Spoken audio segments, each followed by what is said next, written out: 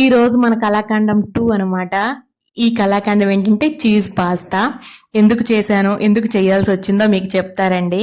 ఈ పిల్లలు స్కూల్కి వెళ్తున్నారా, వెళ్ళి కామ్గా రావచ్చు కదా, మీ ఇంట్లో ఏం స్నాక్, మా ఇంట్లో ఏం స్నాక్ అని మాట్లాడుకుంటున్నారు.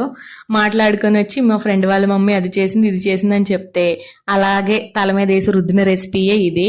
ఇది చెప్పాక ఇది పేరు వినడమే తప్పితే మనం ఎప్పుడు చూసింది చేసింది లేదు కదా. ఆ యూట్యూబ్ అంతా వెతికితే ఒక వీడియో చూసుకొని చేసామన్నమాట. చేయడానికి గంట పట్టిందిరా, చేసిన రుద్దుకోవడానికి ఇంకొక గంట పట్టింది, ఇంకేం లేదు. మీలాంటి బాధ్యత, నాలాంటి బాధ్యతలు మీరు ఎవరైనా ఉంటే రండి మాట్లాడేసుకుందాం. అదనమాట. ఇంకొక విషయం చెప్పనా మీకు, బయట ఏ ఫుడ్ తిన్నా మా ఇంట్లో వాళ్ళకి అన్హెల్దీయే. ఇంట్లో ఎంత వరస్ట్ ఫుడ్ చేసినా అది ఇంట్లో చేసాం కాబట్టి హెల్దీ అయిపోద్ది ఆటోమేటిక్గా. మీరు కూడా ఇలాంటి ఫాలో అవుతారా? ఫాలో అయితే చెప్పండి.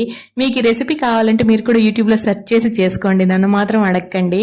అదనమాట video. Thank you for watching. ఉంటాం మరి. వీడియోస్ నచ్చితే ప్లీజ్ లైక్ చేసి షేర్ చేసి సబ్స్క్రైబ్ చేసుకోవచ్చు కదా.